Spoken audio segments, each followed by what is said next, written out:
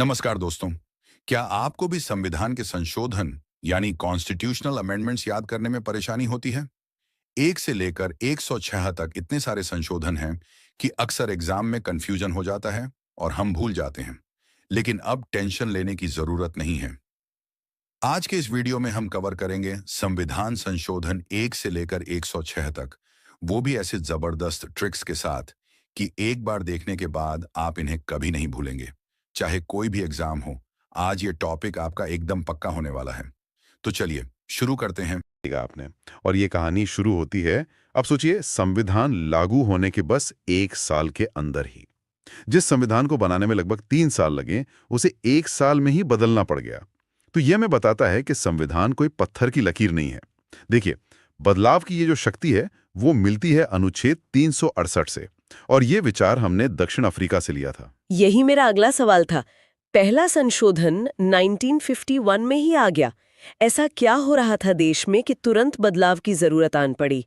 ये भूमि सुधार से जुड़ा था, है ना? हाँ, और ये उस समय का सबसे बड़ा मुद्दा था। सरकार जमींदारी प्रथा खत्म कर सामाजिक बराबरी लाना चाहती थी, लेकिन संपत्ति का अधिकार वो एक मौलिक अधिकार था। तो जमींदार अपने भूमि सुधार कानूनों को इसी आधार पर अदालतों में चुनौती दे रहे थे। अच्छा, और वो जीत भी रहे थे शायद? हाँ बिल्कुल, वो जीत रहे थे। तो सरकार का जो पूरा सामाजिक सुधार का एजेंडा था वो एक तरह से रुक गया था। इसी गतिरोध को तोड़ने के लिए पहला संशोधन लाया गया। अच्छा, तो ये सरकार और न्यायपालिका के बीच एक शुरुआती टकराव जैसा था। हाँ, और इसी संशोधन से 9वीं अनुसूची यानी 9th शेड्यूल भी आई, सही कहा। ये क्या चीज थी? 9वीं अनुसूची एक तरह का सुरक्षा कवच थी। इस संशोधन ने कहा कि इस सूची में जो भी कानून डाल दिया जाएगा, उसे अदालत में इस आधार पर चुनौती नहीं दी जा सकती कि वो मौलिक अधिकारों का उल्लंघन करता है। वाह, मतलब एक रास्ता निकाल लिया सरकार ने। हाँ, और भूमि सुधार से जुड़े कई कानूनों को इसमें डाल दिया गया। इसकी ट्रिक भी बड़ी सीधी है। देश के लिए सबसे पहला और जरूरी काम क्या था? जमीन पर बराबरी लाना। ये तो बहुत दिलचस्प है। तो मतलब ये कहानी यहीं खत्म नहीं हुई होगी। मुझे याद है कि चौथा संशोधन जो 1955 में आया, वो भी कुछ ऐसा ही था। बिल्कुल, वो इसी कहानी का अगला अध्याय था।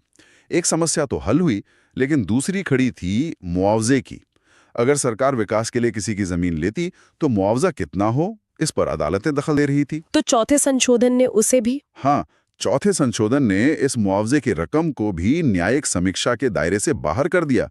मतलब सरकार जो तय करेगी वही फाइनल होगा। और फिर 17वां संशोधन भी आया 1964 में, जिसने उस 9वीं अनुसूची में 44 और कानून डाल दिए। मतलब सरकार इस सुरक्षा कवच का भरपूर इस्तेमाल कर रही थी। हाँ, ये उस दौर की जरूरतों को दिखाता है। ये एक सतत संघर्ष था। एक तरफ व्यक्तिगत संपत्ति के अधिकार और दूसरी तरफ समाज के सामूहिक विकास की जरूरत। समझ गई। ये तो हुई जमीन और अधिकारों की खींचतान की कहानी। लेकिन इसी दौरान भारत का नक्शा भी तो हमेशा के लिए बदल रहा था, यकीनन। और ये इन शुरुआती संशोधनों का शायद सबसे दिलचस्प हिस्सा है। आजादी के समय भारत राज्यों का एक बहुत जटिल मिश्रण था। ए, बी, सी, डी जैसी श्रेणियों में बटा हुआ। वो व्यवस्था बहुत अव्यवस्थित थी। तो इस व्यवस्था को कैसे सुधारा गया? यहीं पर 7वां संशोधन 1956 आता है, जो शायद इन पहले 20 में सबसे महत्वपूर्ण है। सबसे महत्वपूर्ण संशोधनों में से एक। फजल अली आयोग की सिफारिशों पर इस एक संशोधन ने ए, बी, सी, डी की पूरी व्यवस्था खत्म कर दी और भारत को 14 राज्यों और 6 केंद्र शासित प्रदेशों में पुनर्गठित किया। और इसका आधार था भाषा, है ना? बिल्कुल, भाषा। इसने भारत के राजनीतिक नक्शे को वो शक्ल दी जिसे हम आज भी काफी हद तक जानते हैं। इसकी ट्रिक भी बड़ी भावनात्मक है। हम सब साथ साथ मिलकर भाषाई आधार पर एक नया भारत बनाएंगे। वाह! अच्छा, इसी नक्शा बनाने की प्रक्रिया में सिर्फ राज्यों का पुनर्गठन ही नहीं हुआ, कुछ जमीन दी भी गई। 9वां संशोधन 1960 हमेशा चर्चा में रहता है, जिसमें बेरूबारी संघ का इलाका पाकिस्तान को दिया गया। ये सुनने में अजीब लगता है। कोई देश अपनी जमीन दूसरे को क्यों देगा? देखिए, ये नेहरू-नून समझौते का हिस्सा था, जिसका मकसद सीमा विवाद को सुलझाना था। लेकिन यहाँ एक दिलचस्प संवैधानिक सवाल खड़ा हुआ। सुप्रीम कोर्ट ने कहा कि सरकार सामान्य कानून बनाकर भारत का कोई हिस्सा किसी दूसरे देश को नहीं दे सकती। अच्छा, तो उसके लिए संविधान संशोधन जरूरी था? हाँ बिल्कुल, ऐसा करने के लिए संविधान में संशोधन करना ही होगा। ये संशोधन उसी फैसले का नतीजा था। और इसकी ट्रिक थोड़ी व्यंग्यात्मक है। जब अपनी जमीन जा रही हो तो दिल से आवाज आती है, नो 9। ये सही है। तो जमीन गई भी और आई भी। मुझे याद है कि इसी दौर में पुर्तगाली और फ्रांसीसी कॉलोनियां भारत का हिस्सा बनी, जैसे 10वां संशोधन। हाँ, 1961 में इसने दादरा और नगर हवेली को भारत में शामिल किया। पुर्तगाली शासन से मुक्त होने के बाद इसे केंद्र शासित प्रदेश बनाया गया। ट्रिक बहुत सीधी है, 10 से दादरा। और गोवा का क्या? मुझे हमेशा लगता था कि गोवा 1947 में ही भारत का हिस्सा बन गया था, लेकिन असल में ये 12वें संशोधन 1962 के जरिए हुआ।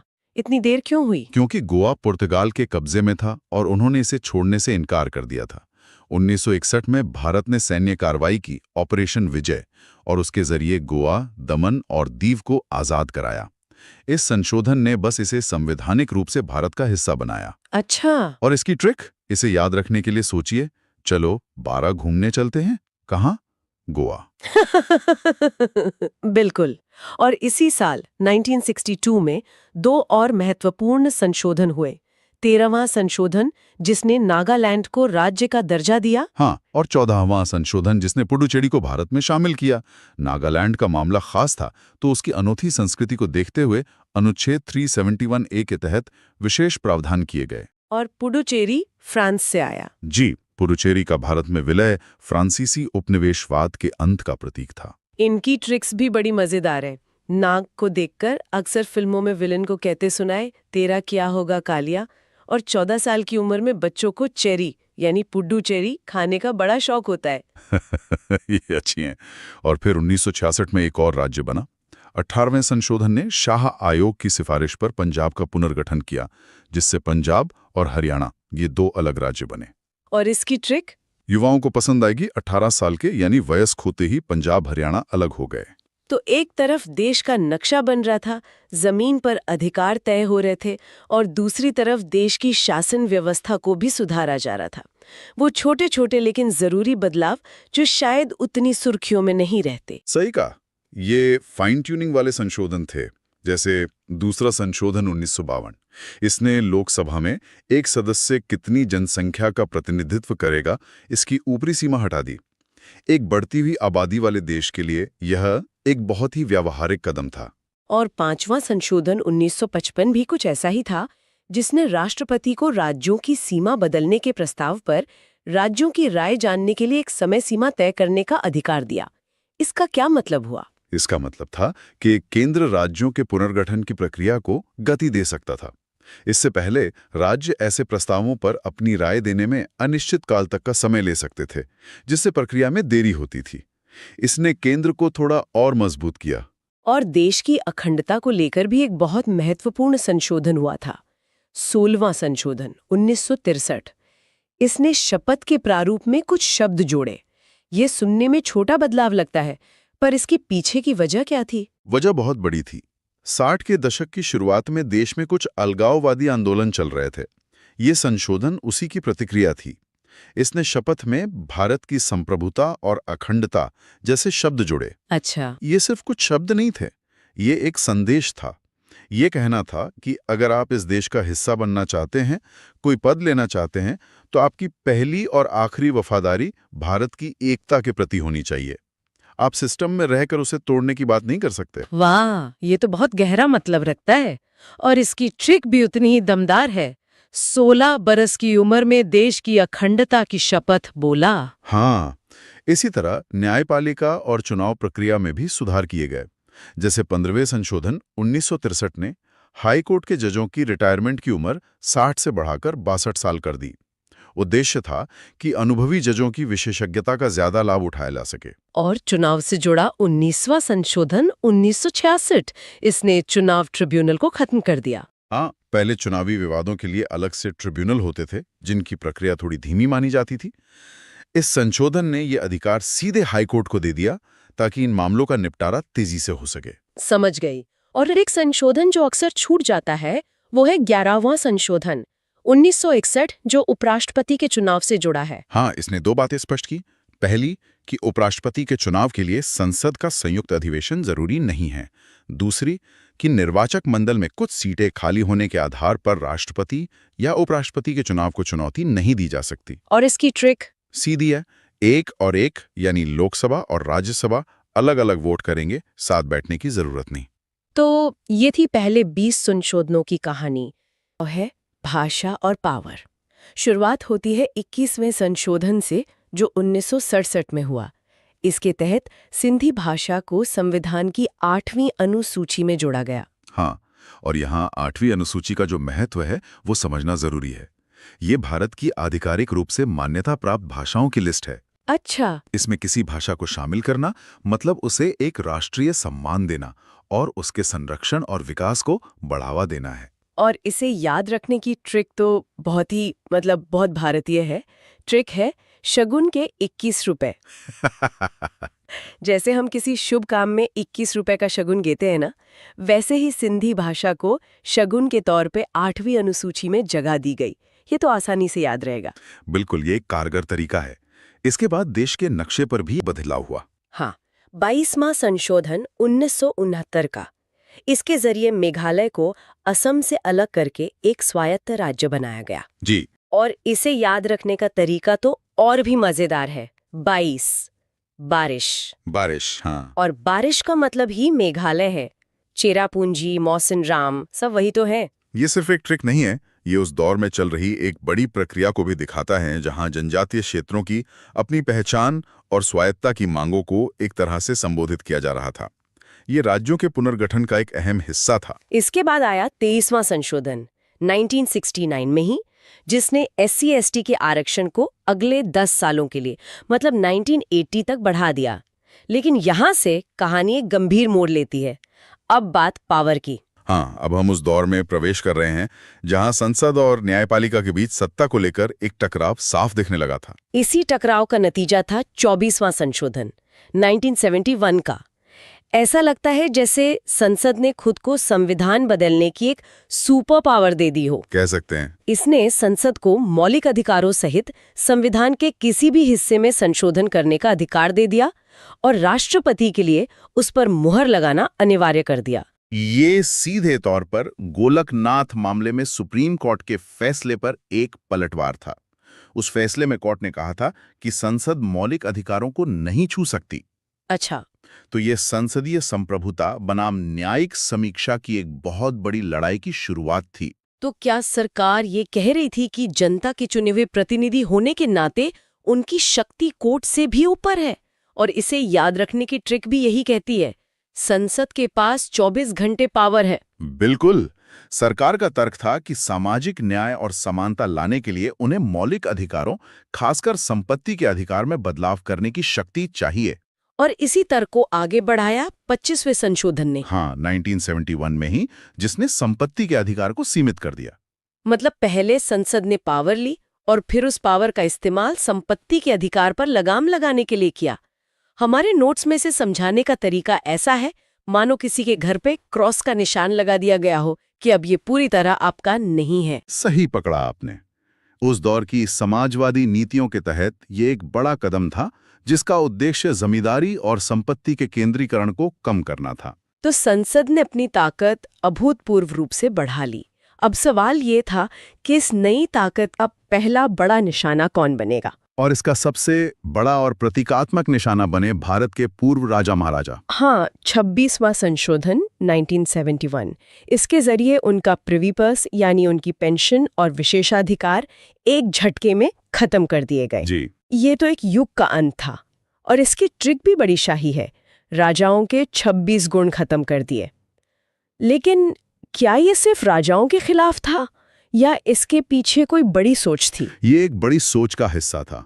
ये उस विचार के खिलाफ था कि किसी को भी जन्म या पद के आधार पर विशेष अधिकार मिले। अच्छा। देखिए, इसी दौर में 28वें संशोधन ने ICS यानी इंडियन सिविल सर्विस के अधिकारियों, जो ब्रिटिश राज की निशानी थे, उनके विशेषाधिकार खत्म किए। अच्छा, तो पहले राजाओं के विशेषाधिकार गए, फिर बड़े सरकारी बाबुओं के। और इतना ही नहीं, 30वें संशोधन 1972 ने सुप्रीम कोर्ट में दीवानी मामलों में अपील के लिए रखी गई 20,000 रुपए की सीमा को हटा दिया। ओहो। पहले अगर मामला इससे कम का होता तो अब अपील नहीं कर सकते थे। ये भी तो एक तरह का विशेषाधिकार ही था जो अमीरों के पक्ष में था। हाँ, तो एक तरह से हर तरह के विशेषाधिकार पर चोट की जा रही थी। समझ गए। इसी बीच 29वां संशोधन 1972 भी आया, जिसमें केरल के भूमि सुधार कानूनों को 9वीं अनुसूची में डाल दिया गया। ये 9वीं अनुसूची का जिक्र बार बार आता है। ऐसा लगता है ये सरकार का एक पसंदीदा सेफ डिपॉजिट बॉक्स बन गया था। हाँ, कह सकते हैं। मतलब कोई भी कानून डाल दो तो वो अदालती चुनौती से सुरक्षित हो जाए। हाँ, और यहीं से ये विवादास्पद हो गया। इसका मूल उद्देश्य तो भूमि सुधार जैसे प्रगतिशील कानूनों को न्यायिक समीक्षा से बचाना था, ताकि वे अदालतों में अटके न रहें। लेकिन आलोचकों ने कहा कि इसका दुरुपयोग किसी भी कानून को न्यायपालिका की पहुंच से बाहर रखने के लिए किया जा सकता है, जो शक्तियों के पृथक्करण के सिद्धांत के खिलाफ है। तो इस दौर में राजा और अफसरों के विशेषाधिकार खत्म हुए और न्याय का रास्ता थोड़ा और खुला। अब आगे बढ़ते हैं, जहां संसद की सीटों से लेकर देश की सीमाओं तक में बदलाव हुए। ये दौर भारत के भौगोलिक और राजनीतिक दोनों नक्शों में बदलाव का था। बिल्कुल। 31वां संशोधन 1973 बहुत महत्वपूर्ण है। इसमें लोकसभा की सीटें 525 से बढ़ाकर 545 कर दी गईं। ये बढ़ोतरी 1971 की जनगणना के बाद बढ़ती आबादी को दर्शाती है, ताकि हर नागरिक का प्रतिनिधित्व सही बना रहे। और इसे याद रखने की ट्रिक भी सीधी है। 31 लोग एकत्र हो गए संसद में, मतलब ज्यादा लोग संसद में इकट्ठे हो गए। सही है। लेकिन संसद में लोग तो बढ़ गए, पर ऐसा लगता है कि उन्हें अपनी मर्जी से इस्तीफा देने से भी रोकने की कोशिश हुई।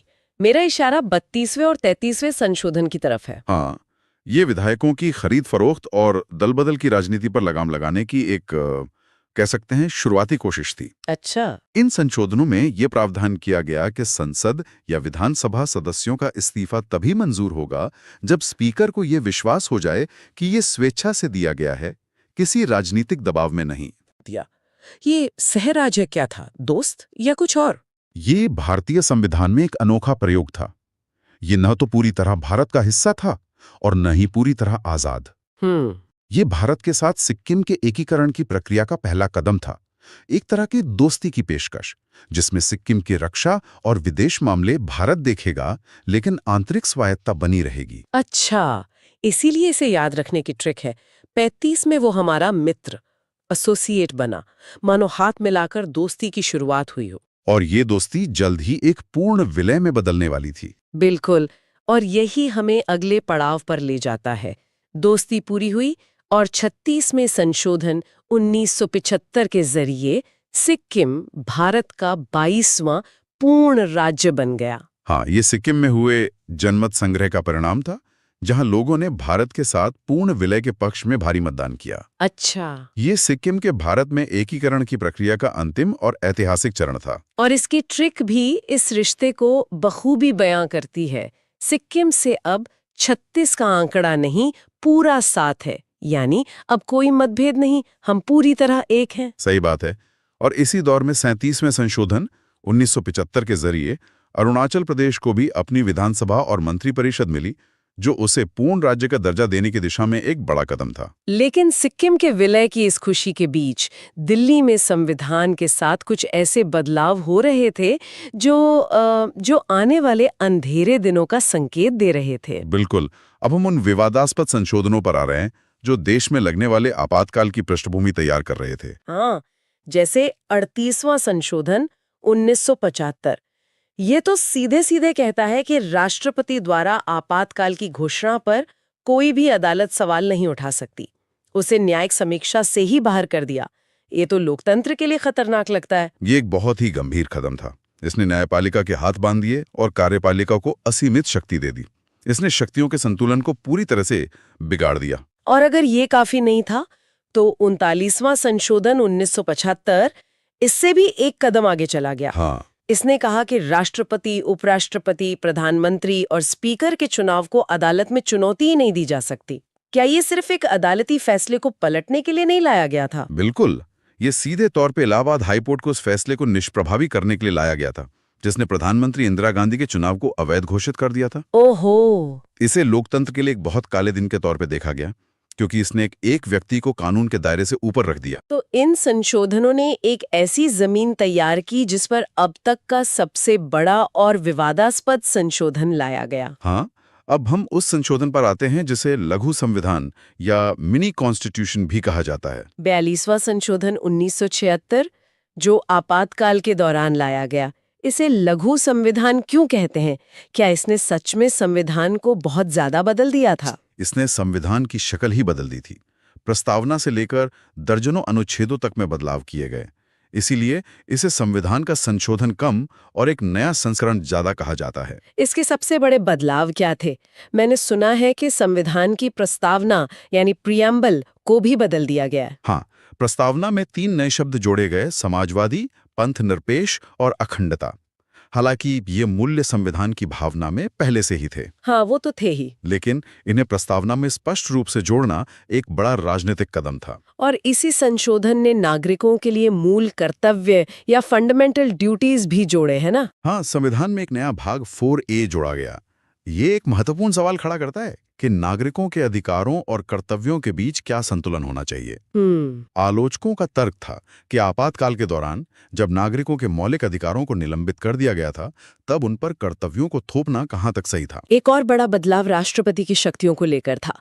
कहा जाता है कि इस संशोधन ने राष्ट्रपति को मंत्रिपरिषद की सलाह मानने के लिए बाध्यकारी कर दिया। बिल्कुल, कंपल्सरी कर दिया। इससे शक्ति का संतुलन काफी हद तक कार्यपालिका, खासकर प्रधानमंत्री कार्यालय के पक्ष में झुक गया और राष्ट्रपति की भूमिका काफी हद तक एक रबर स्टैंप जैसी रह गई। और एक और चीज जो प्रतियोगी परीक्षाओं की तैयारी करने वालों के लिए बहुत जरूरी है, लोकसभा का कार्यकाल 5 साल से बढ़ाकर 6 साल कर दिया गया था। हाँ, हालांकि इसे बाद में 44वें संशोधन द्वारा वापस 5 साल कर दिया गया था, लेकिन ये 42वें संशोधन का एक बड़ा हिस्सा था। और इसे याद रखने की ट्रिक भी बड़ी सीधी है। 4 और 2 मिलाकर 6 होते हैं, यानी 42वें संशोधन से कार्यकाल 6 साल हो गया। इंदिरा जी ने पावर फिक्स कर दी। बिल्कुल। इन सभी बदलावों ने भारतीय लोकतंत्र की प्रकृति और संविधान की सर्वोच्चता पर एक बड़ी बहस छेड़ दी, जिसके प्रभाव आज भी महसूस किए जाते हैं। तो पड़ाव है 1977। देश इमरजेंसी के साए से बस निकल ही रहा है और जनता पार्टी की सरकार आई है। बिल्कुल, और ये दौर सिर्फ सरकार बदलने का नहीं था, ये एक तरह से लोकतंत्र की मरम्मत का दौर था। इमरजेंसी के दौरान जो 42वां संशोधन हुआ था, उसमें बहुत विवादास्पद बदलाव किए गए थे। तो इन शुरुआती संशोधनों की बुनियाद ही उन बदलावों को ठीक करना था। हमारी पहली स्लाइड इसी दौर पर है। 43वां संशोधन 1977। ये साफ तौर पर 42वें संशोधन के कुछ प्रावधानों को रद्द करता है, और इसमें सबसे बड़ी बात थी न्यायिक समीक्षा यानी जुडिशियल रिव्यू की शक्ति को फिर से बहाल करना। हाँ, और ये बहुत जरूरी है समझना। ये जो न्यायिक समीक्षा है, ये लोकतंत्र के लिए एक तरह से सांस की तरह है। इसका मतलब है सुप्रीम कोर्ट और हाई कोर्ट की वो ताकत जिससे वो संसद के बनाए कानूनों की जांच कर सकते हैं कि कहीं वो संविधान के मूल ढांचे के खिलाफ तो नहीं है। बिल्कुल। 42वें संशोधन ने इस शक्ति पर रोक लगाने की कोशिश की थी। 43वें ने उस रोक को हटाकर न्यायपालिका की स्वतंत्रता को फिर से स्थापित किया। मतलब ये एक तरह से सिस्टम का अपने ही जख्मों पर मरहम लगाना था। अच्छा, अब आते हैं 44वें संशोधन पर, 1978 का।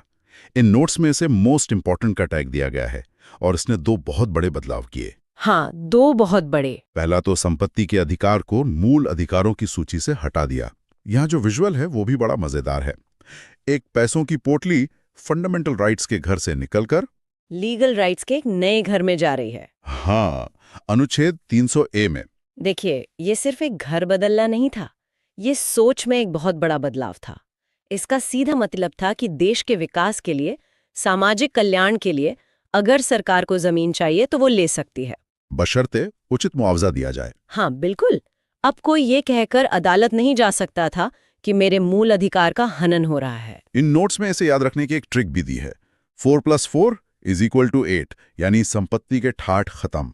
ये ट्रिक अच्छी है, मतलब एग्जाम के लिए काम आ सकती है, पर इसके पीछे का जो कॉन्सेप्ट है वो ज्यादा जरूरी है। सही बात है। अच्छा, इसी संशोधन ने एक और ऐतिहासिक बदलाव किया, आपातकाल लगाने की वजहों को लेकर। हाँ। आंतरिक अशांति यानी इंटरनल डिस्टर्बेंस, इस शब्द को हटा दिया और इसकी जगह सशस्त्र विद्रोह, आर्म्ड रिबेलियन जैसा ठोस शब्द लाया गया। ये 1975 के इमरजेंसी से सीखा गया सबसे सीधा और जरूरी सबक था। आंतरिक अशांति की कोई साफ परिभाषा ही नहीं थी। मतलब सरकार किसी भी बड़े विरोध प्रदर्शन को आंतरिक अशांति कह सकती थी। और कहा भी गया, सशस्त्र विद्रोह शब्द ने सरकार के हाथ एक तरह से बांध दिए। अब इमरजेंसी तभी लग सकती है जब देश के अंदर हथियारों के साथ विद्रोह हो। इस दौर का आखिरी संशोधन है 45वां 1980 का। ये SC/ST आरक्षण को अगले 10 सालों के लिए 1990 तक बढ़ा देता है। तो ये था जनता पार्टी का दौर, जहां मुख्य फोकस इमरजेंसी के असर को पलटने पर था। अब आगे बढ़ते हैं। 80 का दशक शुरू हो चुका है और संशोधनों का फोकस भी बदल रहा है। हाँ, अब जोर बड़ी वैचारिक बदलावों पर नहीं, बल्कि शासन की जो व्यवहारिक चुनौतियां हैं उनसे निपटने पर था। जैसे हमारी अगली स्लाइड में है, टैक्स सुधार, भूमि कानून और पंजाब जैसे राज्यों में सुरक्षा का संकट। 48वां संशोधन 1982, इसने बिक्री कर यानी सेल्स टैक्स की कुछ कमियों को दूर किया। फिर 47वें ने 14 और भूमि सुधार कानूनों को नवीं अनुसूची में डाल दिया। और ये नवी अनुसूची अपने आप में एक दिलचस्प चीज है। ये एक तरह का संवैधानिक सेफ डिपॉजिट बॉक्स था। मतलब इसमें जो कानून डाल दिए वो कोर्ट में चैलेंज नहीं हो सकते। हाँ, कोशिश यही थी ताकि भूमि सुधार जैसे कार्यक्रम कानूनी पछड़ों में ना फंसे। हालांकि अब ऐसा नहीं है। सुप्रीम कोर्ट ने साफ कर दिया है कि 1973 के बाद इस अनुसूची में डाले गए किसी भी कानून की समीक्षा हो सकती है। अच्छा। इसी दौर में 48वां संशोधन आया, जिसने पंजाब में राष्ट्रपति शासन को 1 साल से ज्यादा बढ़ाने की इजाजत दी। ये उस समय पंजाब के हालात को दिखाता है। बिल्कुल। और 49वें ने त्रिपुरा को जनजातीय क्षेत्र का दर्जा दिया। लेकिन यह 50वां संशोधन 1984 का, वो काफी दिलचस्प है। ये संसद को अधिकार देता है कि वो खुफिया एजेंसियों और सेना के मूल अधिकारों को सीमित कर सके। ये राष्ट्रीय सुरक्षा और व्यक्तिगत स्वतंत्रता के बीच का जो एक हमेशा से चला आ रहा तनाव है उसे दिखाता है। मतलब तर्क ये है कि जो लोग देश की सबसे संवेदनशील जानकारी से जुड़े हैं, उनके कुछ अधिकार, जैसे बोलने की आज़ादी या संगठन बनाने की आज़ादी, उन पर देश हित में कुछ रोक लगाना जरूरी है, ताकि कोई खुफिया जानकारी लीक ना हो। बिल्कुल, अनुशासन और गोपनीयता बनाए रखने के लिए। नोट्स में इसकी भी एक ट्रिक है। देश की सुरक्षा के साथ 50-50 चांस नहीं ले सकते हैं। सही है।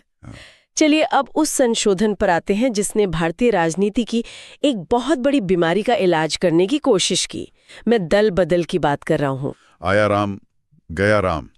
52वां संशोधन 1985, इसे भी नोट्स में मोस्ट इंपॉर्टेंट कहा गया है।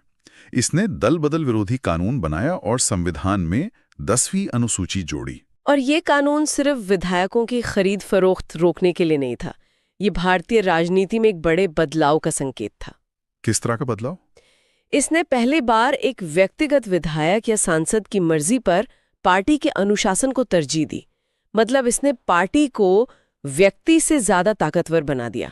अच्छा, पार्टी व्हिप का उल्लंघन करने पर सदस्यता रद्द हो सकती है। हाँ, इससे सरकारें स्थिर तो हुई, लेकिन ये बहस आज भी है कि क्या इससे एक विधायक की अपने क्षेत्र के प्रति जो जवाबदेही है वो कमजोर हुई है। नोट्स में इसकी ट्रिक भी बड़ी मजेदार है। क्या है? 5 और 2 कहते हैं। 5 और 2, अगर किसी ने दगा दिया तो उसे पंच दो। थोड़ा आक्रामक है, पर हाँ, उस दौर की जो हताशा थी उसे दिखाता है। इसी दौर में 53वें संशोधन ने मिजोरम को विशेष राज्य का दर्जा दिया और 54वें ने जजों की सैलरी बढ़ाने का अधिकार संसद को दिया।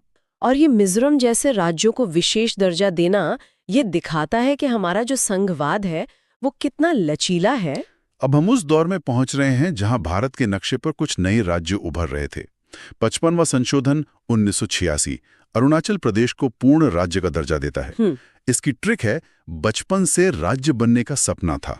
हाँ, काफी रचनात्मक है। और इसकी ठीक बाद 56वां संशोधन 1987 गोवा को पूर्ण राज्य बनाता है, उसे दमन और दीव से अलग करके। और यहाँ की ट्रिक तो और भी जबरदस्त है। बताइए। गोवा जाने के लिए 56 इंच का जिगरा चाहिए।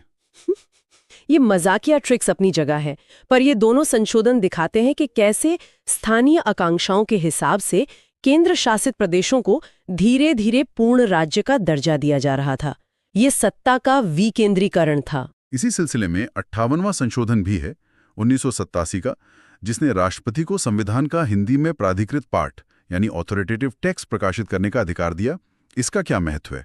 ये बहुत महत्वपूर्ण था। ये संविधान को देश की एक बड़ी आबादी के लिए उनकी अपनी भाषा में पहुंचाने की दिशा में एक बड़ा कदम था। कानून जब तक आम लोगों की भाषा में ना हो तब तक वो उनसे दूर रहता है। सही बात है। और अब हम आते हैं उस एक संशोधन पर जिसने शायद इस पूरे दशक में आम नागरिक पर सबसे गहरा और सीधा असर डाला। मैं समझ गई आप किसकी बात कर रही हैं। एक ऐसा बदलाव जिसने रातों रात करोड़ों लोगों को भारतीय लोकतंत्र की मुख्य धारा में ला खड़ा किया। बिल्कुल। 61वां संशोधन 1989 नोट्स में से सुपर इंपॉर्टेंट मार्क किया गया है। इसने मतदान की आयु 21 साल से घटाकर 18 साल कर दी। ये क्रांतिकारी फैसला था। उस वक्त बहुत बहस हुई थी इस पर।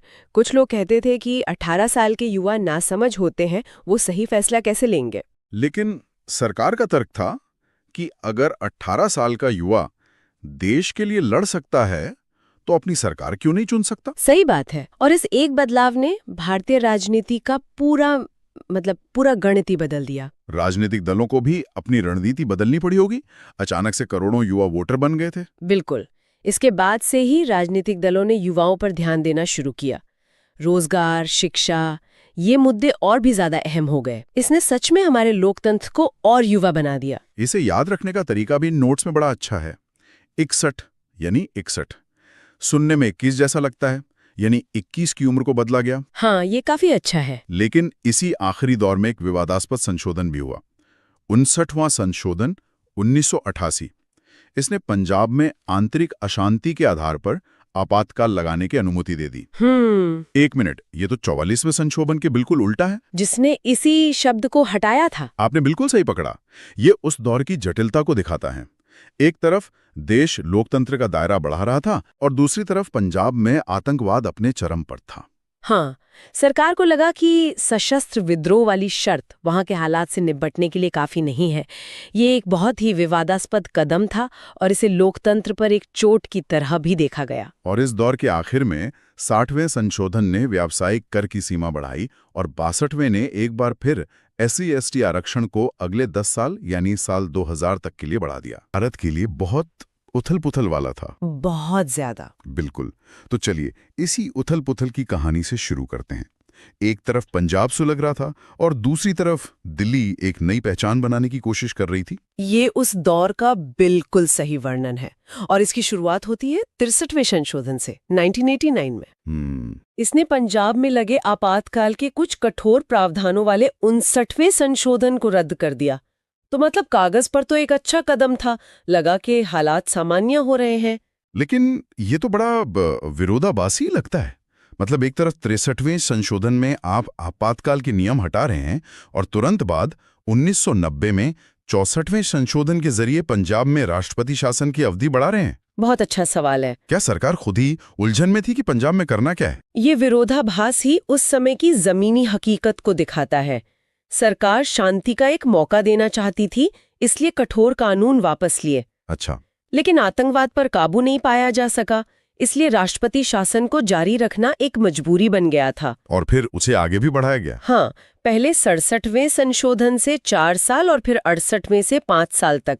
ये एक के बाद एक संशोधन दिखाते हैं कि हालात कितने बेकाबू थे। तो एक राज्य में हालात बद से बदतर हो रहे थे, लेकिन इसी दौर में देश की राजधानी दिल्ली की किस्मत बदल रही थी। हाँ, और यहाँ आता है 69वां संशोधन 1991 का, जिसे हमारे स्रोत में मोस्ट इंपॉर्टेंट का दर्जा दिया गया है। और ये वाकई में उतना ही महत्वपूर्ण है। इसने दिल्ली के राजनीतिक इतिहास में एक नया अध्याय लिखा। क्या हुआ था इसमें? इसी संशोधन ने दिल्ली को राष्ट्रीय राजधानी क्षेत्र यानी NCR का विशेष दर्जा दिया और सबसे बड़ी बात, उसे अपनी चुनी हुई विधानसभा और मंत्री परिषद दी। अरे वाह।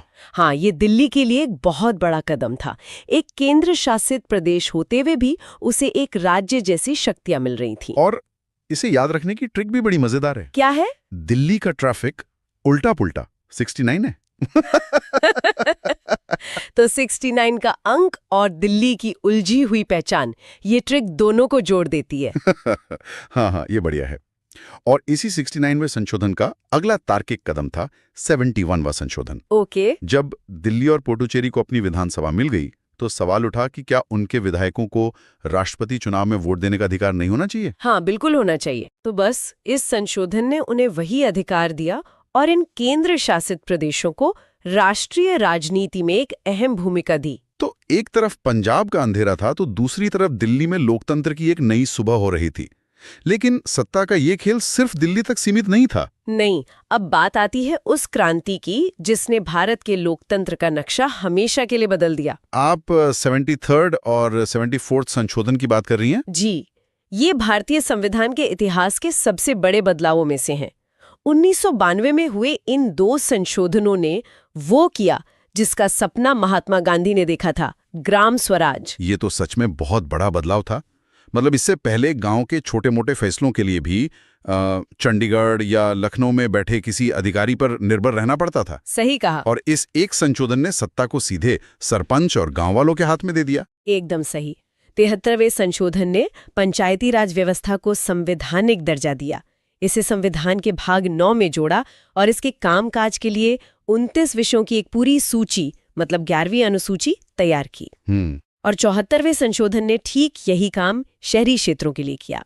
इसने नगर पालिकाओं को संवैधानिक दर्जा दिया, जिसे भाग 9A में जोड़ा गया और 18 शहरी विषयों की 12वीं अनुसूची बनाई गई। और शायद इसीलिए इसे साइलेंट रेवोल्यूशन यानी खामोश क्रांति भी कहा जाता है। बिल्कुल, बिना किसी शोर शराबे के इसने भारत में लोकतंत्र की जड़ें बहुत गहरी कर दी। इसी दौर में एक और छोटा लेकिन महत्वपूर्ण बदलाव त्रिपुरा के लिए हुआ था 72वें संशोधन के जरिए। हाँ, उसके तहत वहां की विधानसभा में अनुसूचित जनजातियों के लिए आरक्षण सुनिश्चित किया गया। ठीक है। और इसी के साथ साथ एक और मुद्दा था जो बार बार सामने आ रहा था, और वो था सामाजिक न्याय और आरक्षण का सवाल। बिल्कुल। तो अब हम अपने अगले पड़ाव पर आते हैं, संतुलन की खोज, आरक्षण की पहेली। इसकी शुरुआत होती है 65वें संशोधन से। हाँ, 1990 में ये एक बहुत महत्वपूर्ण कदम था।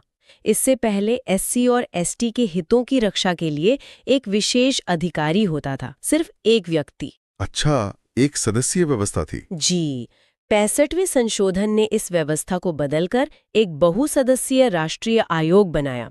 इसका फायदा ये हुआ कि अब किसी एक व्यक्ति की जगह एक पूरा आयोग इन समुदायों के अधिकारों की निगरानी और सुरक्षा के लिए संवैधानिक रूप से जिम्मेदार था। और इसे याद रखने के लिए स्रोत में एक बहुत प्यारी सी ट्रिक दी है। बताइए। 65 की उम्र में सहारे यानी आयोग की जरूरत होती है। ये 65 नंबर को आयोग की स्थापना से बड़ी आसानी से जोड़ देता है। हाँ, ये तो सिर्फ शुरुआत थी। इसके बाद आरक्षण का मुद्दा और जटिल होता गया। कैसे? 1995 में 77वां संशोधन आया, जिसने SC/ST समुदाय के लिए सरकारी नौकरियों में पदोन्नति यानी प्रमोशन में आरक्षण का रास्ता खोल दिया। ये एक बहुत बड़ा नीतिगत फैसला था। और इसके लिए भी एक ट्रिक है, साथ साथ 77 तरक्की करेंगे। वाह! 77 का अंक और तरक्की यानी प्रमोशन, एक बहुत अच्छा कनेक्शन है। लेकिन मुझे एक बात समझ नहीं आई। इसी से जुड़ा एक और संशोधन है 85वां, जो 2001 में आया। हाँ, उसमें परिणामिक वरिष्ठता की बात की गई है। एक मिनट, ये परिणामिक वरिष्ठता का आम भाषा में क्या मतलब हुआ? ये एक बहुत जरूरी सवाल है। देखिए, कॉन्सिक्वेंशियल सीनियरिटी का मतलब है कि अगर कोई आरक्षित वर्ग का कर्मचारी प्रमोशन पाकर अपने सीनियर, जो सामान्य वर्ग से है, उससे पहले प्रमोट हो जाता है, अच्छा, तो वह उस नए पद पर भी अपने पुराने सीनियर से सीनियर ही माना जाएगा। 77वें संशोधन ने प्रमोशन में आरक्षण दिया और 85वें ने यह तय किया कि उस प्रमोशन से मिली सीनियरिटी भी बनी रहेगी। अच्छा, तो ये उस नीति को और मजबूत करने के लिए था। इसी से जुड़े कुछ और भी संशोधन हुए, जैसे 81वां और 82वां, जो साल 2000 में आए। हाँ, 81वें संशोधन ने बैकलॉग भर्तियों के मुद्दे को सुलझाया। बैकलॉग मतलब वो आरक्षित पद जो किसी साल खाली रह गए। ओके। इस संशोधन ने कहा कि इन खाली पदों को जब अगले साल भरा जाएगा तो उन पर 50% आरक्षण की सीमा लागू नहीं होगी, ताकि वो पद भरे जा सकें। जी, ताकि आरक्षित पदों को प्रभावी ढंग से भरा जा सके। और 82वें संशोधन ने SC/ST उम्मीदवारों के लिए परीक्षाओं में कट ऑफ मार्क्स कम करने या मूल्यांकन में छूट देने की अनुमति दी। ये तो बड़ी अजीब बात है। मतलब हमारे संविधान में एक ऐसा भी संशोधन है जो आरक्षण न लागू करने की बात करता है। ये तो आम धारणा के बिल्कुल उल्टा है। यही तो हमारे संविधान की खूबसूरती है। 83वां संशोधन जो 2000 में हुआ, वो कहता है कि अरुणाचल प्रदेश की पंचायतों में अनुसूचित जातियों यानी SC के लिए आरक्षण की जरूरत नहीं है। लेकिन ऐसा क्यों? ऐसा इसलिए क्योंकि जनगणना के अनुसार वहां कोई अनुसूचित जाति की आबादी है ही नहीं। तो ये दिखाता है कि हमारा संविधान कितना व्यवहारिक है और स्थानीय वास्तविकताओं के अनुसार खुद को ढाल सकता है। ये वाकई दिलचस्प है। तो एक तरफ आरक्षण की नीतियों को मजबूत किया जा रहा था और दूसरी तरफ देश की आर्थिक और राजनीतिक सीमाओं को भी नए सिरे से परिभाषित किया जा रहा था। बिल्कुल। और ये हमारा आखिरी पड़ाव है, भविष्य की बुनियाद। और इसकी सबसे अच्छी मिसाल है 9वीं अनुसूची का बार बार इस्तेमाल। हमने देखा कि 66वें, 76वें और 78वें संशोधनों में कई भूमि सुधार और आरक्षण से जुड़े कानूनों को इस अनुसूची में डाला गया। लेकिन ये 9वीं अनुसूची है क्या, और इसमें कानूनों को डालने की जरूरत क्यों पड़ती थी? देखिए, 9वीं अनुसूची अपने आप में एक दिलचस्प चीज है। इसे बनाया ही इसलिए गया था ताकि जमींदारी उन्मूलन जैसे भूमि सुधार कानूनों को अदालत में चुनौती न दी जा सके। अच्छा, मतलब न्यायिक समीक्षा से बचाने के लिए। जी, लेकिन धीरे धीरे ये एक ऐसे राजनीतिक उपकरण में बदल गया जहां सरकारें किसी भी विवादास्पद कानून को न्यायिक समीक्षा से बचाने के लिए इसमें डाल देती थीं। जैसे तमिलनाडु का 69% आरक्षण वाला कानून। बिल्कुल, जिसे 76वें संशोधन के जरिए इसमें डाला गया, वो शायद इसका सबसे बड़ा उदाहरण है। ये 9वीं अनुसूची का इस्तेमाल उस दौर में संसद और न्यायपालिका के बीच चल रही एक खींचतान की कहानी भी कहता है। और इसी दौर में आर्थिक सुधार भी हो रहे थे। हाँ, 80वां संशोधन जो 2000 में हुआ, वो 10वें वित्त आयोग की सिफारिशों पर आधारित था। इसने केंद्र और राज्यों के बीच करों के बंटवारे की व्यवस्था को बदल दिया, जिससे राज्यों को केंद्रीय टैक्स में एक बड़ा हिस्सा मिलने लगा। ये वित्तीय संघवाद के लिए एक अहम कदम था। बहुत अहम। और अब आते हैं एक ऐसे संशोधन पर जिसका असर आज भी हमारी राजनीति पर बहुत गहरा है, 84वां संशोधन। हाँ, 2001 का। ये बहुत ही दूरगामी फैसला था। इसके तहत लोकसभा और विधानसभाओं की सीटों की संख्या को 2026 तक के लिए स्थिर कर दिया गया। अच्छा। और इसका आधार बनाया गया 1971 की जनगणना को। अच्छा। एक पर 1971 की जनगणना क्यों, 2001 की क्यों नहीं? इसका मुख्य उद्देश्य ये था कि जो राज्य, खासतौर पर दक्षिण भारत के राज्य, जनसंख्या नियंत्रण में अच्छा काम कर रहे हैं, उन्हें राजनीतिक रूप से इसका नुकसान न उठाना पड़े। अच्छा, अगर हाल की जनगणना लेते तो उनकी सीटें कम हो जाती। सही पकड़ा। अगर सीटों का पुनर्निर्धारण हाल की जनगणना के आधार पर होता तो ज्यादा आबादी वाले राज्यों जैसे उत्तर प्रदेश और बिहार को लोकसभा में और भी ज्यादा सीटें मिल जाती। तो ये एक तरह से जनसंख्या नियंत्रण को प्रोत्साहित करने का एक तरीका था। और चलते चलते एक आखिरी संशोधन की बात कर लेते हैं जो भाषाओं से जुड़ा है, 71वां संशोधन। हाँ, 1992 का। इसने भारत की भाषाई विविधता को और मजबूती दी। इसके जरिए कोंकणी, मणिपुरी और नेपाली को संविधान की 8वीं अनुसूची में जोड़ा गया। और इसकी नमक वाली ट्रिक तो शायद हर यूपीएससी की तैयारी करने वाले की जुबान पर होगी। हाँ, एन के। हाँ, एन से नेपाली, एम से मणिपुरी और के से कोंकणी। कुछ ट्रिक्स वाकई अमर हो जाती हैं। समूह में सबसे पहले है 86वां संशोधन, और स्टडी टेक ने इसे मोस्ट इम्पोर्टेंट भी मार्क किया है। और सही वजह से किया है। ऐसी क्या खास बात थी इसमें? देखिए, ये एक मतलब क्रांतिकारी कदम था। 2002 से पहले शिक्षा एक अधिकार नहीं थी। अच्छा। हाँ, वो राज्य के नीति निदेशक तत्वों का हिस्सा थी। मतलब सरकार पर इसे लागू करने की कोई कानूनी बाध्यता नहीं थी। ओ, मतलब आप कोर्ट नहीं जा सकते थे इसके लिए? बिल्कुल। लेकिन 86वें संशोधन ने अनुच्छेद 21A जोड़कर 6 से 14 साल के बच्चों के लिए मुफ्त और अनिवार्य शिक्षा को एक मौलिक अधिकार बना दिया। ये तो बहुत ही बड़ा बदलाव था। मतलब करोड़ों बच्चों के लिए शिक्षा कानूनी तौर पर एक हक बन गई। जी, इसका असर पीढ़ियों तक दिखेगा। और इसे याद रखने के लिए स्टडी टेक की ट्रिक तो और भी मजेदार है। क्या है? बहुत सीधी सी है, 86 पढ़ेंगे अच्छी सी। हा, ये बढ़िया है ना? स्टडी टेक ने इसे कितना सरल और यादगार बना दिया है। यही तो इन ट्रिक्स की खूबी है। ये दिमाग को तथ्यों के बोझ से आजाद करती हैं ताकि आप कॉन्सेप्ट को समझ सकें। सही बात है। अच्छा, इसी समूह में एक और बड़ा बदलाव है, 89वां संशोधन। ये सामाजिक प्रतिनिधित्व से जुड़ा है। हाँ, ये सामाजिक न्याय की दिशा में एक बहुत जरूरी कदम था। इसने आयोगों का विभाजन किया। इसकी क्या जरूरत पड़ गई? पहले तो एक ही आयोग था, है ना? जी, पहले राष्ट्रीय अनुसूचित जाति यानी एससी और अनुसूचित जनजाति मतलब एसटी के लिए एक ही आयोग हुआ करता था। पर धीरे धीरे ये महसूस हुआ कि दोनों समुदायों के मुद्दे और चुनौतियां बहुत अलग हैं। जैसे एसटी समुदाय ज्यादातर जंगलों और पहाड़ी इलाकों में रहते हैं। उनके मुद्दे जमीन और जंगल के अधिकारों से जुड़े होते हैं, जबकि एससी समुदाय के मुद्दे सामाजिक भेदभाव से ज्यादा जुड़े हैं। मतलब एक ही चश्मे से दोनों को नहीं देखा जा सकता था। बिल्कुल।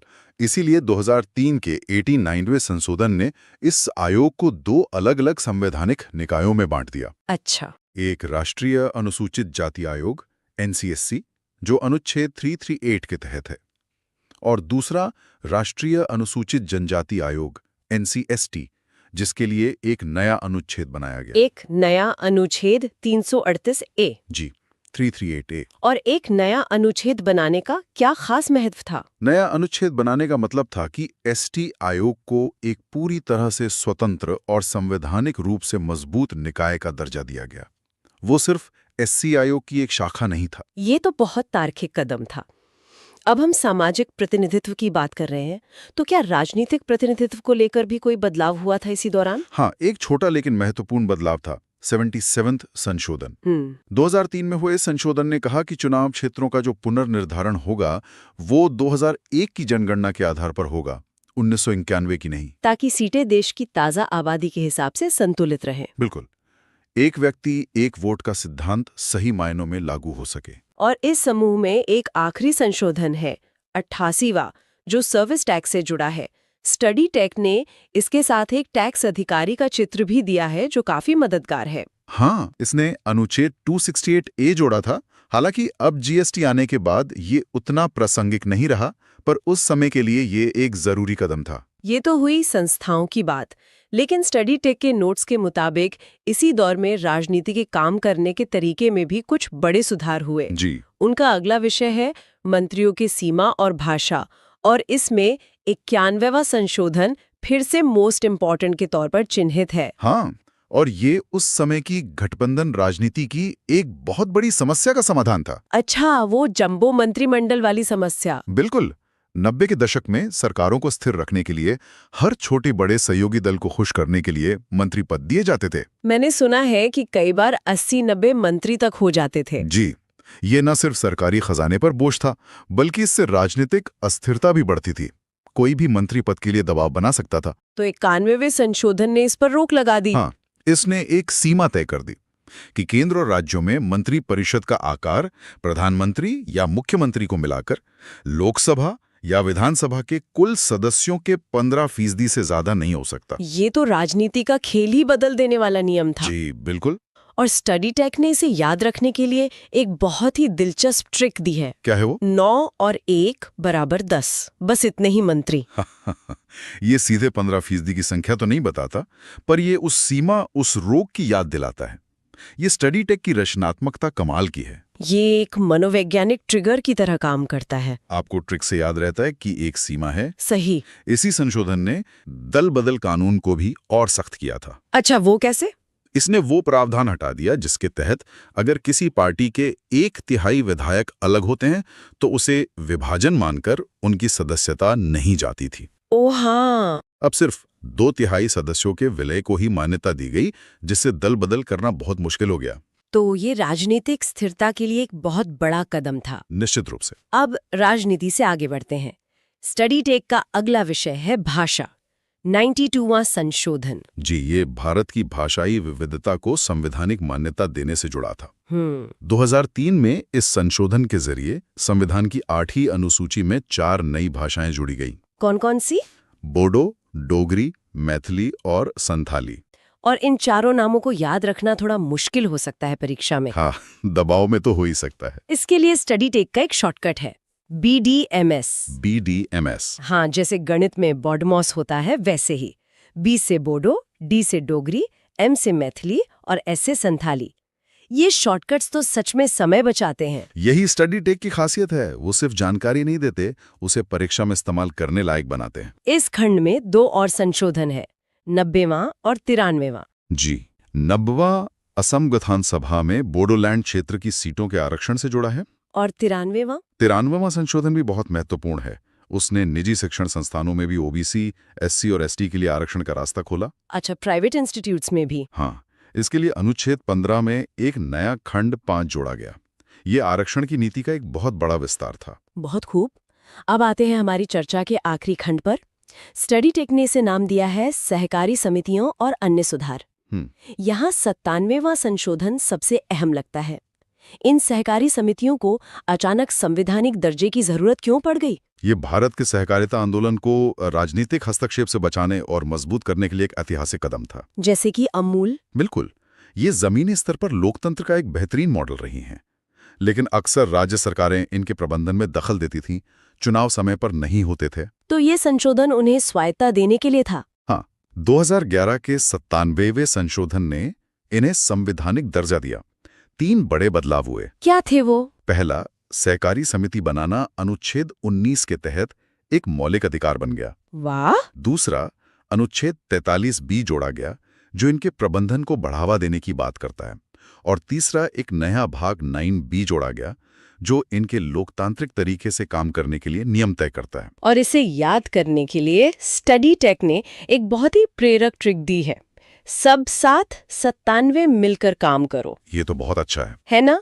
7 और 97 का मेल न सिर्फ संशोधन संख्या याद कराता है, बल्कि सहकारी समितियों की मूल भावना को भी पकड़ता है। और स्टडी टेक ने इसके साथ जो मधुमक्खी के छत्ते का चित्र दिया है, वो तो सामूहिक प्रयास का प्रतीक है। बिल्कुल। ये विजुअल और शाब्दिक संयोजन बहुत प्रभावी है। जी, अब जब हम भाषाओं की बात कर ही रहे थे, तो इसी दौर में एक और छोटा सा बदलाव हुआ था 96वें संशोधन के रूप में। हाँ, ये तो काफी सीधा साधा लगता है। उड़िया का नाम बदलकर ओडिया कर दिया गया। ये छोटा लग सकता है, पर ये भाषाई पहचान के सम्मान का प्रतीक है। सही बात है। उस भाषा के सही उच्चारण को संवैधानिक मान्यता दी गई, जो उस भाषा को बोलने वालों के लिए बहुत मायने रखता है। इस खंड में कुछ और संशोधन भी है, जैसे 94th। सही। जब बिहार से झारखंड अलग हुआ, तो बिहार में जनजातीय आबादी बहुत कम हो गई। अच्छा। तो 94 संशोधन के जरिए बिहार के लिए एक जनजातीय कल्याण मंत्री रखने की अनिवार्यता खत्म कर दी गई, और ये प्रावधान नए बने राज्यों झारखंड और छत्तीसगढ़ के लिए लागू किया गया। तो ये दिखाता है कि कैसे संविधान भौगोलिक बदलावों के साथ तालमेल बिठाता है। बिल्कुल। और इसके बाद है 95th संशोधन, जो आरक्षण की समय सीमा बढ़ाने से जुड़ा है। हाँ, ये एक नियमित प्रक्रिया है जो लगभग हर 10 साल में होती है। इसने एससी और एसटी के लिए सीटों के आरक्षण को और 10 साल के लिए, मतलब 2020 तक बढ़ा दिया था। और आखिर में 98th संशोधन, अनुच्छेद 371J, ये कर्नाटक के खास क्षेत्र से जुड़ा है ना? जी, संविधान के अनुच्छेद 371 में कई राज्यों के पिछड़े इलाकों के लिए विशेष प्रावधान है। तो 2012 में 98th संशोधन के जरिए अनुच्छेद 371J जोड़ा गया। इसने कर्नाटका हैदराबाद क्षेत्र के विकास के लिए वहां के लोगों के लिए शिक्षा और सरकारी नौकरियों में आरक्षण का प्रावधान किया। तो ये थी स्टडी टेक द्वारा प्रस्तुत स्टडी टेक की सामग्री। अच्छा। हाँ, वो जो प्रतियोगी परीक्षाओं के लिए गाइड तैयार करते हैं, हम उनकी अनोखी और यादगार ट्रिक्स को एक शुरुआती बिंदु की तरह इस्तेमाल करेंगे। मतलब मकसद है स्मार्ट तरीके से सीखना। एग्जैक्टली, रटना नहीं, समझना। तो चलिए इसी सोच के साथ शुरू करते हैं। स्टडी टेक के नोट्स में एक बड़ी दिलचस्प लाइन है। बताइए। 99वें संशोधन से जुड़ी सरकार 99 पर आउट हो गई। अरे वाह, है ना कमाल? तो चलिए इसी से पड़ताल शुरू करते हैं। बहुत ही दिलचस्प शुरुआत है। तो हम बात करने जा रहे हैं न्याय, भूमि और टैक्स से जुड़े 3 बहुत जरूरी संशोधनों की, 99 से 101। तो 99वां संशोधन ये 2014 में आया था।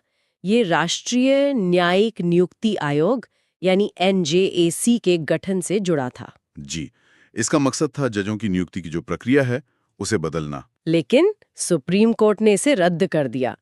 तो ये 99 पर आउट वाली बात, ये सिर्फ एक ट्रिक नहीं है। नहीं, बिल्कुल नहीं। ये तो न्यायपालिका और सरकार के बीच एक बड़े टकराव को भी दिखाती है। आपने बिल्कुल सही पकड़ा। ये मामला शक्तियों के पृथक्करण, माने सेपरेशन ऑफ पावर्स, के मूल सिद्धांत को छूता है। अच्छा। देखिए, सरकार का तर्क था कि जजों की नियुक्ति में ज्यादा पारदर्शिता और जवाबदेही होनी चाहिए, और उसमें कार्यपालिका की भी भूमिका हो। हाँ, वहीं न्यायपालिका का मानना था कि NJAC वो उनके स्वतंत्रता में सीधा हस्तक्षेप है, जो संविधान के मूल ढांचे का उल्लंघन है। बिल्कुल। इसीलिए सुप्रीम कोर्ट ने इसे असंवैधानिक घोषित कर दिया।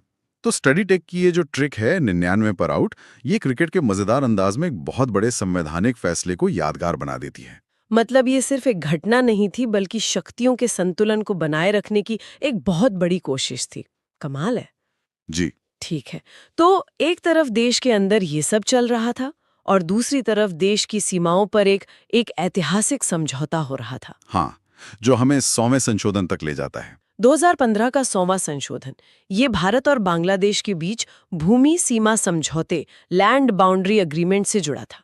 जी, दशकों से सीमा पर कुछ ऐसे क्षेत्र थे जिन्हें एनक्लेव्स कहते थे, जहां रहने वाले लोगों की नागरिकता, अधिकार, सब कुछ मतलब अनिश्चित था। उनका जीवन तो बहुत कठिन रहा होगा। बहुत ज्यादा। ये संशोधन उसी मानवीय संकट को हल करने के लिए था। स्टडी टेक के नोट्स में इसे याद रखने के लिए एक और क्रिकेट वाली ट्रिक है। मोदी जी ने शतक मारा बांग्लादेश के साथ। हाँ हाँ, ये भी अच्छी है। लेकिन ये सिर्फ एक डिप्लोमेटिक जीत तो नहीं थी। जैसा आपने बताया, इसका एक मानवीय पहलू भी था। बिल्कुल, ये सिर्फ जमीन की अदला बदली नहीं थी, ये उन हजारों लोगों को नागरिकता और पहचान देने के बारे में था जो जो दशकों से एक तरह से अधर में जी रहे थे। इसने न सिर्फ एक पुराने विवाद को सुलझाया, बल्कि दोनों देशों के रिश्तों में भी एक नई गर्मजोशी लाई। इसीलिए स्टडी टेक ने इसे अपनी सामग्री में इम्पोर्टेंट मार्क किया है, जो बिल्कुल सही है।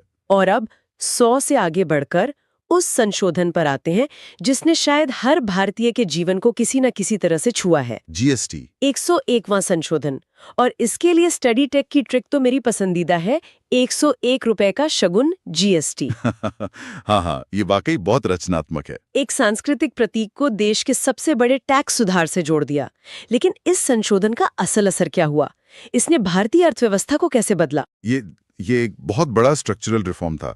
जीएसटी से पहले भारत में टैक्स का एक मकड़ जाल था। वैट, एक्साइज, सर्विस टैक्स, न जाने क्या क्या। हाँ, बहुत कंफ्यूजन था। जीएसटी ने इन सबको एक ही टैक्स के नीचे लाकर एक राष्ट्र एक कर की जो अवधारणा है उसको साकार किया। मकसद था पूरे देश को एक सिंगल मार्केट बनाना। लेकिन क्या इसे लागू करना उतना ही आसान था? नहीं, बिल्कुल नहीं। आइडिया बहुत शक्तिशाली था, लेकिन जमीनी स्तर पर खासकर छोटे व्यापारियों को उनको शुरुआत में बहुत मुश्किलें हुई। अच्छा। हाँ, नई टेक्नोलॉजी, कंप्लायंस के नियम, इन सब में ढलने में वक्त लगा। हालांकि लंबी अवधि में देखें तो इसने टैक्स सिस्टम में पारदर्शिता बढ़ाई है और अर्थव्यवस्था को फॉर्मलाइज करने में मदद की है। तो वो जो शगुन वाली ट्रिक है वो इसके शुभ इरादे को दिखाती है। बिल्कुल। तो ये थे 99, 100 और 101। अब एक ऐसे विषय पर आते हैं जो भारतीय समाज और राजनीति के हमेशा केंद्र में रहा है, आरक्षण। हाँ, अब हम देखेंगे संशोधन 102 से 104 जो सामाजिक न्याय और प्रतिनिधित्व से जुड़े हैं। शुरुआत करते हैं 102वें संशोधन 2018 से। इसने राष्ट्रीय पिछड़ा वर्ग आयोग ओबीसी कमीशन को संवैधानिक दर्जा दिया। जी। स्टडी टेक की ट्रिक है, ओबीसी को अब पावर मिली, कोई रोक नहीं सकता। लेकिन संवैधानिक दर्जा मिलने का असल में मतलब क्या है? ये एक बहुत बहुत बड़ा बदलाव है। संवैधानिक दर्जा मिलने से पहले ये आयोग सिर्फ एक स्टैट्यूटरी बॉडी था, मतलब संसद के एक कानून से बना था। अच्छा। दर्जा मिलने के बाद ये एससी और एसटी आयोगों के बराबर आ गया। हाँ। और इसका सबसे बड़ा असर ये हुआ कि इसे सिविल कोर्ट की शक्तियां मिल गई। सिविल कोर्ट की शक्तियां? इसे थोड़ा और आसान भाषा में समझाएंगे? जरूर। इसका मतलब है कि आयोग अब किसी को भी जांच के लिए समन भेज सकता है, किसी भी सरकारी विभाग से कोई भी दस्तावेज मांग सकता है और शपथ पर सबूत ले सकता है। अरे वाह! तो अगर किसी समुदाय की कोई शिकायत है तो अब आयोग की सिफारिशों का वजन बहुत ज्यादा बढ़ गया। संक्षेप में कहें तो ये पिछड़े वर्गों के हितों की रक्षा के लिए एक ज्यादा शक्तिशाली संस्था बन गई। ये तो सच में एक बड़ा सशक्तिकरण है। अब आते हैं 103वें संशोधन 2019 पर। ईडब्ल्यूएस के लिए 10% आरक्षण। इसने तो आरक्षण की पूरी बहस को ही एक नया मोड़ दे दिया। बिल्कुल। अब तक भारत में आरक्षण का आधार सामाजिक और शैक्षिक पिछड़ापन रहा है, जो ऐतिहासिक अन्याय से जुड़ा था। जी। इस संशोधन ने पहली बार आरक्षण के लिए आर्थिक मानदंडों को एक मुख्य आधार बनाया। लेकिन इस पर तो जरूर एक बड़ी संवैधानिक बहस भी छिड़ी होगी। आपने बिल्कुल सही मुद्दा उठाया है। यह संशोधन इसीलिए बहुत महत्वपूर्ण और विवादास्पद दोनों था। आलोचकों का तर्क था कि यह 50% आरक्षण की सीमा का उल्लंघन करता है और आरक्षण की मूल भावना के खिलाफ है। वहीं सरकार का पक्ष था कि ये उन लोगों को अवसर देने के लिए है जो जातिगत आरक्षण के दायरे में नहीं आते पर आर्थिक रूप से कमजोर हैं। सुप्रीम कोर्ट में लंबी बहस चली और आखिरकार कोर्ट ने इसकी वैधता को बनाए रखा। और अब इस कड़ी में 104वां संशोधन 2020, जिसे स्टडी टेक ने सुपर इम्प कहा है, इसने 2 बड़े काम किए। जी। पहला, लोकसभा और विधानसभाओं में SC/ST आरक्षण को 10 साल के लिए 2030 तक बढ़ा दिया। सही। और दूसरा, एंग्लो इंडियन समुदाय के लिए 2 मनोनीत सीटों को खत्म कर दिया। इस दूसरे हिस्से के लिए स्टडी टेक की ट्रिक बहुत ही चतुर है। 104 एंग्लो इंडियन 0 हो गए। हाँ, ये तो बहुत सीधी और असरदार ट्रिक है ना? ये बदलाव क्या दिखाता है कि आरक्षण जैसी नीतियां स्थायी नहीं है। ये एक बहुत महत्वपूर्ण अवलोकन है। SC/ST आरक्षण का विस्तार तो हर 10 साल में होता है। लेकिन एंग्लो इंडियन सीटों को खत्म करने के पीछे सरकार का तर्क था कि 2011 की जनगणना के अनुसार इस समुदाय की आबादी बहुत कम है। तो अब उन्हें अलग से प्रतिनिधित्व की जरूरत नहीं है। जी, ये हमें याद दिलाता है कि प्रतिनिधित्व की नीतियां समय के साथ और समाज की जरूरतों के साथ विकसित होती हैं। हाँ, तो अब बात करते हैं सबसे ताजा संशोधनों की। हाँ, 105वां और 106वां संशोधन। 105वां संशोधन 2021, जिसने राज्यों को अपनी ओबीसी सूची तैयार करने का अधिकार वापस दिया। स्टडी टेक की सामग्री में मराठा आरक्षण विवाद का भी जिक्र है, जो इसकी पृष्ठभूमि में था। बिल्कुल, ये सीधे तौर पर भारत के संघीय ढांचे फेडरलिज्म से जुड़ा है। सुप्रीम कोर्ट के एक फैसले ने ओबीसी सूची बनाने का अधिकार सिर्फ केंद्र को दे दिया था, जिससे राज्यों की स्वायत्ता पे सवाल उठ गए। सही। कई राज्यों का तर्क था कि वे अपने यहाँ की सामाजिक संरचना को बेहतर समझते हैं। इसी के जवाब में संसद ने ये संशोधन पारित किया और राज्यों को ये अधिकार वापस दे दिया। और अब अंत में वो संशोधन जो शायद आजाद भारत के इतिहास में महिला सशक्तिकरण का सबसे बड़ा विधायी कदम है। 106वां संशोधन, नारी शक्ति वंदन अधिनियम। जी, लोकसभा और राज्य विधानसभाओं में महिलाओं के लिए 33%, मतलब 1/3 सीटों का आरक्षण। ये वाकई एक ऐतिहासिक क्षण है। हालांकि इसमें एक महत्वपूर्ण शर्त है कि ये तुरंत लागू नहीं होगा। हाँ, ये अगली जनगणना और उसके बाद होने वाले परिसीमन डेलिमिटेशन के बाद ही लागू होगा। जी, स्टडी टेक ने इसे एक नारे की तरह प्रस्तुत किया है, अब नारी का राज चलेगा। ये सिर्फ एक ट्रिक नहीं, एक आकांक्षा है। बिल्कुल है, और इसके प्रभाव बहुत गहरे हो सकते हैं। जब नीति निर्माण में महिलाओं की 1/3 भागीदारी होगी तो स्वास्थ्य, शिक्षा, सुरक्षा, इन जैसे मुद्दों को देखने का नजरिया बदल सकता है। ये तो जमीनी स्तर पर लाखों महिलाओं को राजनीति में आने के लिए प्रेरित करेगा। बेशक, इसे लागू होने में अभी कुछ साल लग सकते हैं, लेकिन यह भारतीय लोकतंत्र में लैंगिक समानता की दिशा में एक मील का पत्थर है। स्टडी टेक ने इसे मोस्ट इंपॉर्टेंट का दर्जा देकर बिल्कुल सही किया है। तो ये थी हमारी यात्रा 99 पर आउट होने से लेकर 106 पर नारी राज तक। टेक की जो सामग्री है, उनकी तस्वीरों और ट्रिक्स ने इन मुश्किल विषयों को हर छात्र के लिए कितना सुलभ बना दिया है। इसमें कोई शक नहीं, लेकिन मैं एक आखिरी विचार जोड़ना चाहूंगा। जरूर। ये संशोधन ये सिर्फ परीक्षा के लिए तथ्य नहीं है, ये भारत की सामाजिक और राजनीतिक यात्रा की कहानी बताते हैं। स्टडी टेक की ट्रिक्स हमें ये याद रखने में मदद करती हैं कि क्या हुआ, लेकिन असली ज्ञान तब शुरू होता है जब हम ये सवाल पूछते हैं कि इन बदलावों की क्यों जरूरत पड़ी। ये एक बहुत गहरा बिंदु है। हर संशोधन के पीछे एक कहानी है, एक सामाजिक बहस है, एक राजनीतिक संघर्ष है और एक बेहतर भविष्य की आकांक्षा है। 99वें में के पीछे न्यायपालिका की स्वतंत्रता का सवाल था, 101वें में के पीछे एकीकृत अर्थव्यवस्था की चाह थी और 106वें के पीछे दशकों का महिला आंदोलन था। सही बात है। तो अगली बार जब कोई इन नंबरों को देखे तो सिर्फ एक तथ्य के रूप में नहीं, बल्कि उस कहानी के एक अध्याय के रूप में सोचने की कोशिश करें। असली समझ वहीं से आएगी।